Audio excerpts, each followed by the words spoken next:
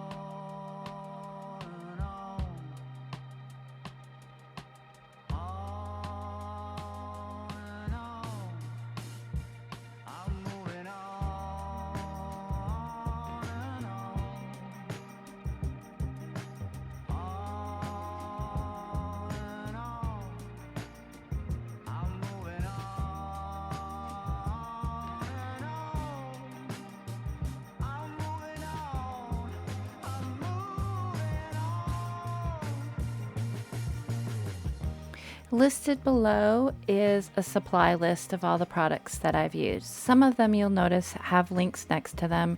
They might be links to either my Etsy store if it's a product I carry, or possibly an affiliate link. The way affiliate links work, if you're unfamiliar with that, is I can receive a small compensation if you purchase something using one of those links. There is never any additional cost to you to use the links. It just helps me to keep art supplies on my table and thus my channel content coming.